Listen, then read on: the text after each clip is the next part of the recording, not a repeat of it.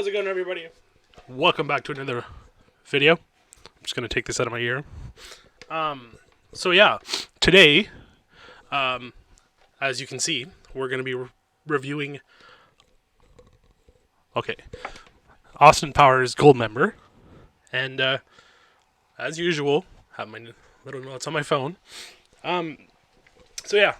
This movie opens up with a helicopter chase scene.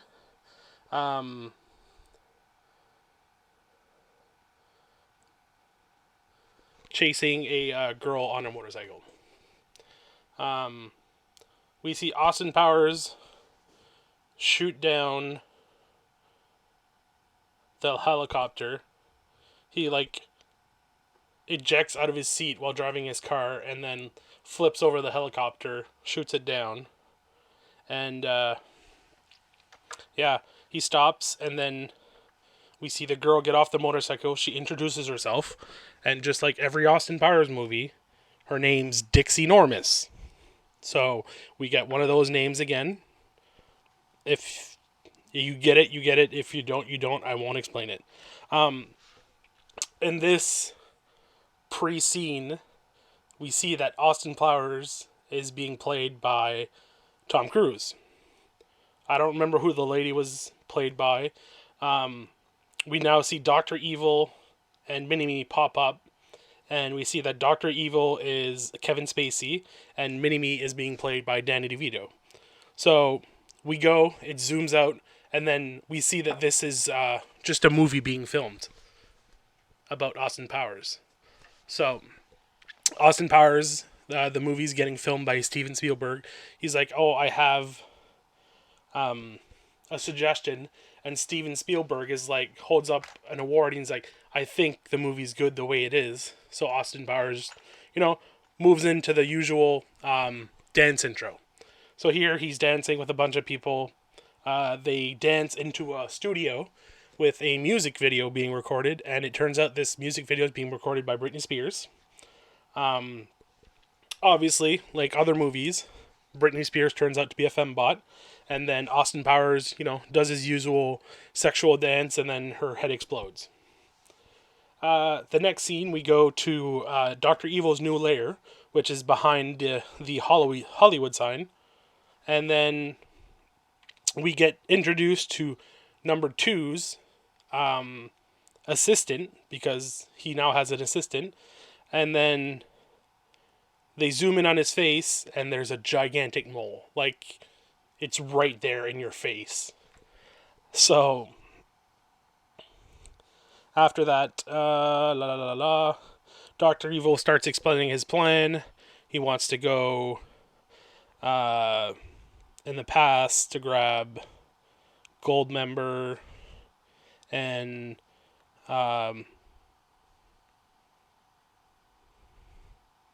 bring him to the future, have a tractor beam. I think he wants to pull the moon into orbit, melt the polar ice caps, and yeah. So while Dr. Evil's explaining his plan, he explains that preparation A through G have not worked, and now this plan is going to be called Preparation H. Scotty starts making fun of him because if you know what Preparation H is in the real world, yeah. If not, it's a cream for your buttocks. And then he keeps making fun of him. And then the next scene is that during that same scene, Austin Powers shows up and catches Dr. Evil before he can do anything. Dr. Evil and Mini-Me get sent to a prison, different prisons, obviously. We'll get to that a little further. And then the next scene, Austin is being knighted by the Queen, and he says thank you, and then for his dad to take a bow, because it's all because of him that he is who he is, and his father's not there. We go to the next scene, and then Austin is on stage singing a song with a band behind him, singing Daddy Wasn't There, which, in all honesty, really not a bad song at all. After he's done performing, an Asian lady, I think she's actually Japanese, but approaches Austin and wants her magazine autographed by Austin. And asks Austin asks her name, and she says "Fook me." And then Austin's like, "What?" And she's like, "Fook me." And then she turns around, and on her backpack, it's spelled Fookmi. Fook me. And then she asks Austin if she wants a drink. She leaves, and then she comes back with a drink. And then Austin's like, "Fook me, that was fast." And then she's like, "No, fook you." And then Austin's like, reacting to that. And then the other one comes back. So it turns out they're twins. One of them's called Fook me. The other one's called Fook you. And then they tell Austin that he's very sexy and they want to, do the dirty with him. And so they hop and sit on a bed, and then Austin takes out a notepad that with his life accomplishments, and then scratches out threesome with Japanese twins. The last one we see is earn father's respect, which Austin has never been able to do. And right before anything happens, Basil walks in and tells Austin Power that his dad's been kidnapped. And then he says there's a clue and has the three sailors come in, drop their pants, and all their schlongs, members, Johnsons, whatever you want to call them, painted gold.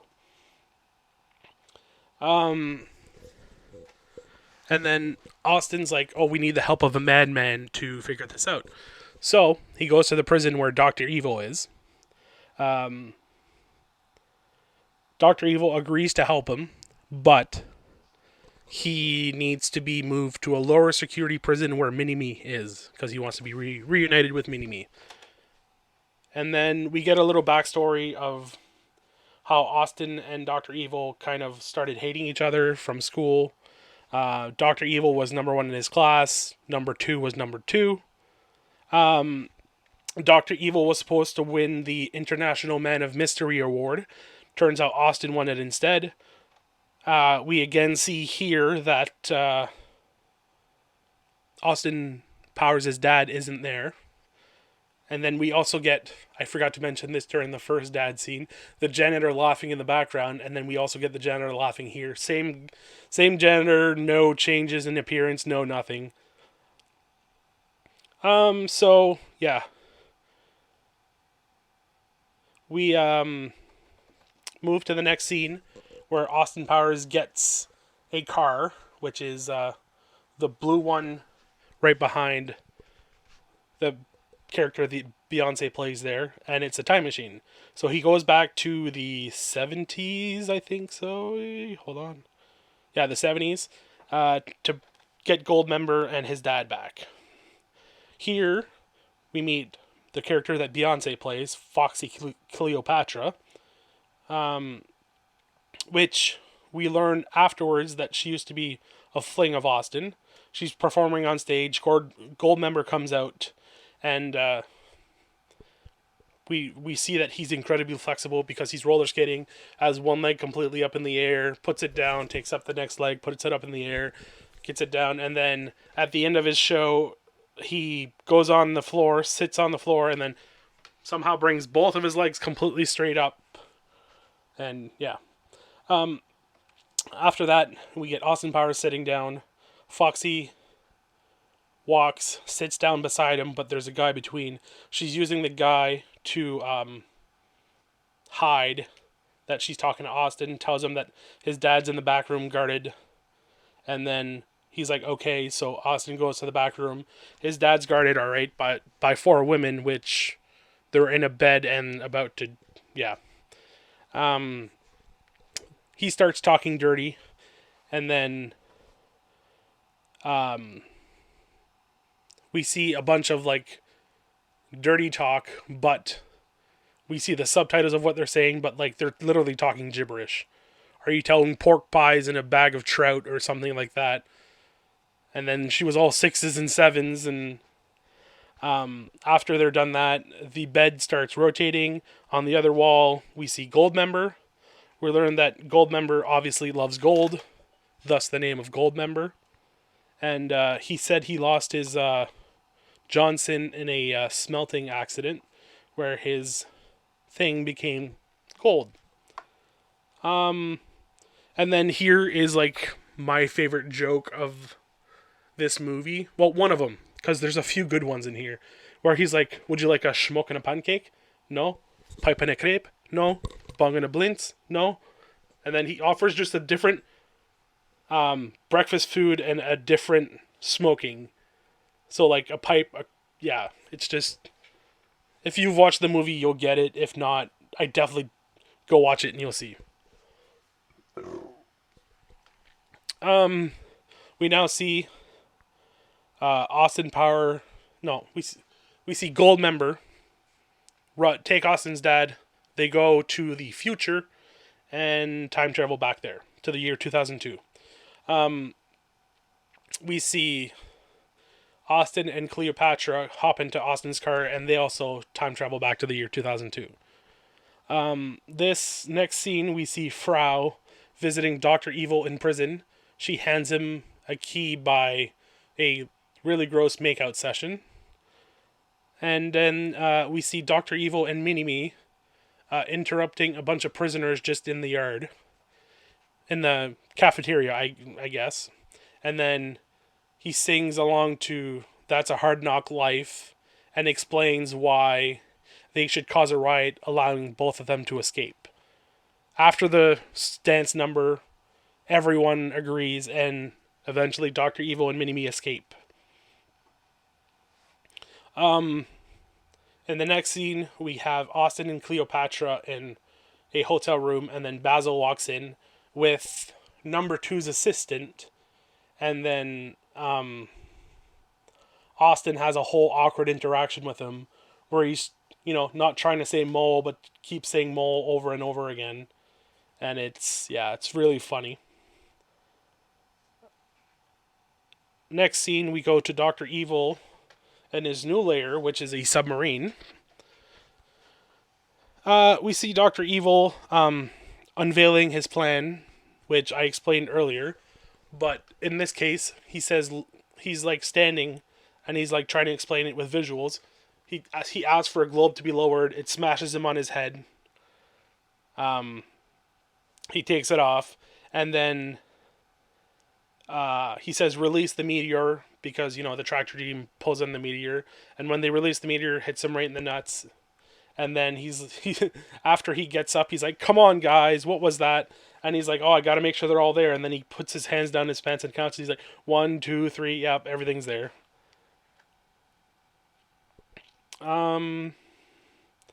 We see in the next one Austin and Cleopatra flying to Tokyo to go to a sumo wrestling show where Fat Bastard is a sumo wrestler, and he exchanges an envelope with a Japanese man. So obviously Fat Bastard working for Dr. Evil and this Japanese man have cahoots for the tractor beam. Here it actually gets to my favorite part of the movie, where we have a Fat Bastard sitting on a toilet and he's singing On Top of Spaghetti. But as he's pooping, he's like, on top of spaghetti, all covered with cheese. I lost my poor meatball because somebody sneezed. And then it keeps going. Eventually, we get a fight breaking out between Austin and Fat Bastard. It really goes nowhere, but yeah. Well, I guess Austin and Cleopatra win, but whatever. And then we see in the next scene Scotty have a gift for his dad.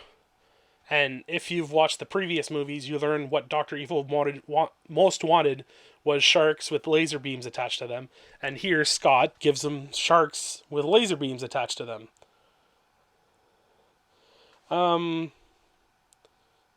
And then he's really proud of Scotty, and then asks Scotty to sit next to him.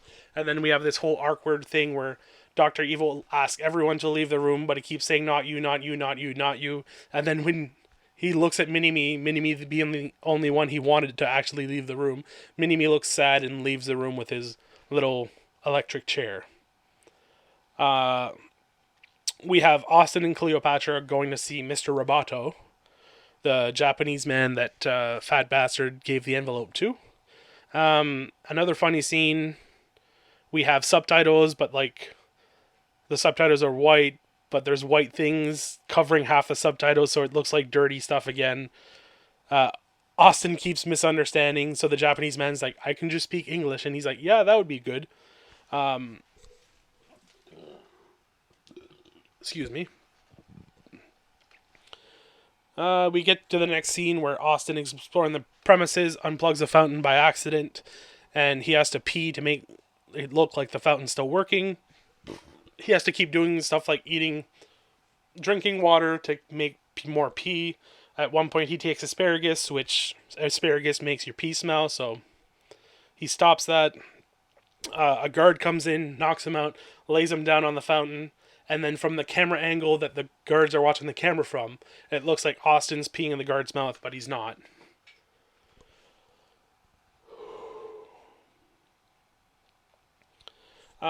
Here we get Goldmember tying up Austin's father. Austin walks in.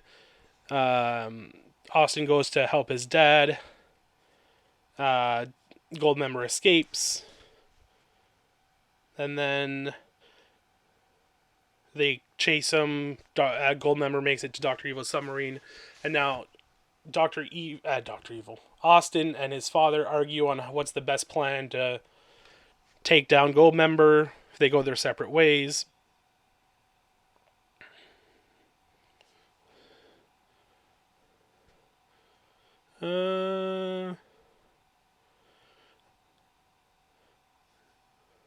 I forgot, during the car chase scene, we get Austin and their car smashing to a fake Godzilla, and then a bunch of Japanese people running away, and then one of the Japanese people is like, hey, it's Godzilla, we should run, and then the other one's like, due to international copyright laws, it's not Godzilla, and then he's like, still, but we should run like it is Godzilla, so they run away. Then we see a Pikachu and a Charmander in the foreground there too. After that, we get a shot of Mini-Me with the mole guy in Austin's hotel room. Mini-Me wanted to switch sides because Dr. Evil was mean to him. Austin Powers walks in the room. Mini-Me does the peace sign like in the first or second one. I think it's the second one. Yeah, the second one. So Austin's like, yo, peace, and then he starts beating up Mini-Me. And then the mole guy walks in. Austin has another whole awkward interaction with him about his mole. The next shot, we have Cleopatra, Austin, and Mini-Me in a car. Mini-Me being dressed like Austin Powers. And then Mini-Me is hitting on Cleopatra by saying that, asking her if she has a little clone in her, and then she says no, and he's like, do you want to? If you get it, you get it. If you don't, you don't. Here we get another shot like we did in the second movie by a giant satellite being pulled in, but this giant satellite looks like boobs. In the second movie, it was a giant, long, smooth rocket that looked like a penis. In the next scene, we get Austin.